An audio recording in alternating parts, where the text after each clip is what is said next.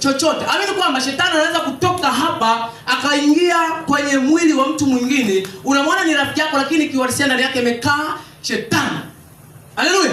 Amekaa kwa lengo la kukuzuia. Anakuwa kikwazo kwako wewe usizifikie zile ahadi za Mungu ambazo amekuahidi. Haleluya. Lakini ukiwa na neno la Mungu ndani yako, ukawa na hekima na maarifa ya kimungu, lazima utajua na utatambua, kwa sababu hakuna neno lililofichwa, ambalo halitafanyaje? Halitafichuliwa. Wala lililositirika ambalo halitafanyaje? Kwa hiyo mambo yote yatafanyaje? Yatawekwa, lakini amua tu kuchagua upande wa kuwa moto na sio.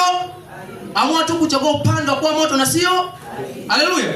Sasa kwa hiyo baada tu ya kupitishwa kwenye huo moto, ukavuka kwa neema ya Mungu, kwa sababu sisi tunavuka kwa neema ya yeye. Paulo anasema tunashinda na zaidi ya kushinda kwa yeye aliyetufanyaje? Aliyetupenda. Haleluya. Tunashinda na zaidi ya kushinda kwa yeye aliyefanyaje? Aliyetupenda. Kwa hiyo utaanza sasa kumiliki na kutawala. Utaanza kuona matokeo kwenye maombi yale ambayo umeyaomba kwa muda mrefu, kwa sababu umekubali kuchongwa na umepita kwenye moto. Kwa hiyo umevikwa ile haki ya kumiliki kile ambacho umekiomba kwa siku nyingi. Haleluya. Haleluya. Haleluya. Unanielewa mtu wa Mungu? Haleluya.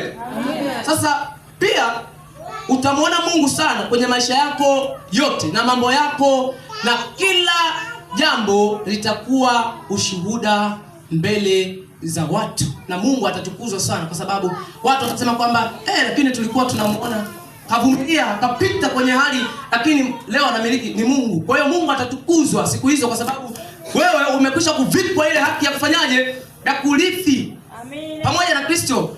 Kwa hiyo unamiliki, unatawala, unamiliki na kutawala, lakini pia unaziishi zile ahadi za Mungu. Hivyo Mungu anatukuzwa kupitia matendo yake ambayo kayafanya kwako, na watu wakikuona wewe watafanyaje? Watamtukuza Mungu sana. Utakuwa ushuhuda kwao. Haleluya. Haleluya watu wa Mungu. Haleluya watu wa Mungu. Sasa kwenye hapo kuna mambo kadha wa kadha ya kufanya nini? Ya kuzingatia. Sema mambo ya kuzingatia. Mambo ya kuzingatia. Unapopita kwenye majaribu, usije ukadhani kwamba Mungu hakuoni. Haleluya. Amen. Unapopita kwenye jaribu ambalo unalipita, usije ukafikiria kwamba Mungu afanyaji? Hakuoni. Mungu anakuona na anakuangalia na anakutizama kabisa. Tena yamkini hata anaumia kwa ajili yako, lakini ni lazima wewe upite hapo ili kusudi uvikwe ile haki ya kumiliki na kutawala, uvikwe ile haki ya kumiliki biashara kubwa, uvikwe ile haki ya kumiliki ndoa ambayo umeomba kwa siku nyingi, uvikwe ile haki ya kumiliki yale yote ambayo Mungu amekuahidi. Haleluya.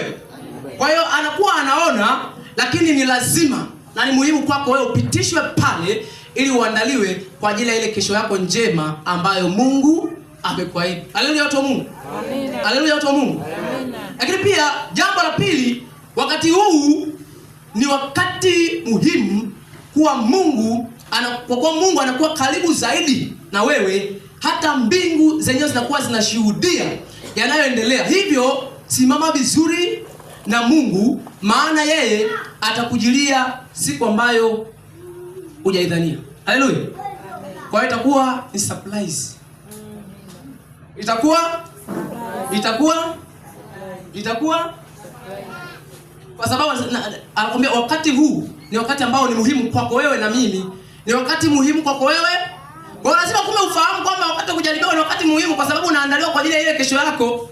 Wewe unataka kumiliki biashara kubwa, alafu hujapita kwenye kipindi cha kukosa, hujapita kwenye kipindi kigumu, hujapita kwenye mapito ambayo yanakufanya wewe uihandle ile biashara. Utakuwa na kipi cha kusimulia wewe? Unakuwa na jambo lolote la kusimulia? Hapana. Hautakuwa na jambo lolote la kusimulia, wala ambalo utakuwa ushuhuda kwa watu wengine ambao wanakutizama, kwa kuwa imefanyika tu muujiza tu, surprise tu. Hata wewe mwenyewe hautatilia maanani sana. Haleluya watu wa Mungu. Haleluya. Lakini ukipita kwenye moto, ukipita kwenye majaribu, ukipita kwenye moto ili uchongwe na kuwa ile dhahabu safi, ukavikwa ile haki ya kumiliki kile ambacho umekiomba kwa siku nyingi, lazima wewe mwenyewe utakuwa na ushuhuda ndani yako, na kile ambacho unakimiliki kitakuwa kinakushuhudia na kinaishuhudia nafsi yako ya kwamba ni Mungu amefanya. Haleluya. Haleluya. Haleluya, watu wa Mungu. Lakini pia kingine, usionee